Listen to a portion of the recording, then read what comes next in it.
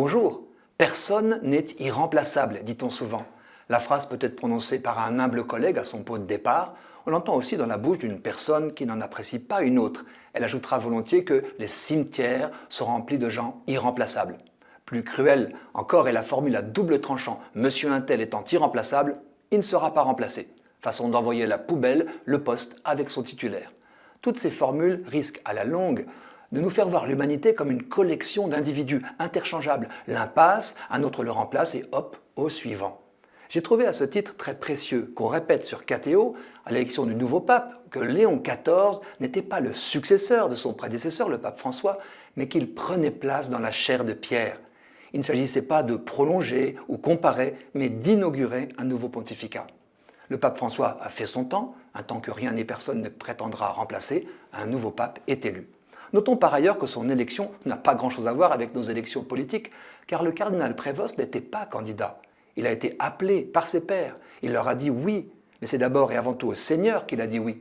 Dieu sait la portée historique et spirituelle d'un tel oui qui fait écho à la triple question « Pierre, m'aimes-tu » Et pour nous, un petit livre paru en 2000 m'a beaucoup éclairé sur ce sujet de la vocation personnelle. Son titre « Tu m'as appelé par mon nom ». Son auteur, le jésuite indien Herbert Alfonso, explicite ce qu'est à ses yeux la vocation personnelle la plus profonde. C'est comme un nom secret, un sceau divin posé sur notre embryon au tout premier commencement de notre vie. Cette vocation résonne comme un appel continu à nous conformer au Seigneur d'une façon unique et personnelle. Dieu m'a créé à son image. Trouver ma vocation revient à découvrir à quelle image de Dieu je suis appelé à correspondre. Cette image s'exprime par une parole qui reflète une facette de Jésus-Christ.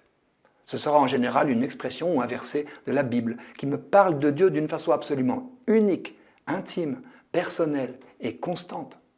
Pour Herbert Alfonso, saint Ignace de Loyola avait comme vocation la plus grande gloire de Dieu, car revenu de l'orgueil de sa jeunesse, il n'a cessé de prêcher sur ce thème. Jésus lui-même nous révèle sa vocation, si on peut dire, Abba Père, car il ne cesse de se recevoir du Père et de tout lui redonner. À chacun de discerner la parole où son identité trouve sa plénitude. Quel que soit mon état de vie, qui n'est qu'un élément de ma vocation, quelle que soit ma santé, ce que je peux ou ne peux plus faire, il me restera toujours à revêtir ce Christ-là. En lisant ce livre, le verset qui me concerne m'a sauté aux yeux. Il me parle, me guide, me canalise. Il m'éclaire, m'explique, m'anime.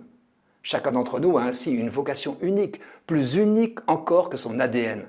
Et cet ADN spirituel résonne comme un appel à se conformer à cette identité, avec d'autant plus de confiance, de paix et de zèle que personne ne sera jamais capable de le faire à ma place.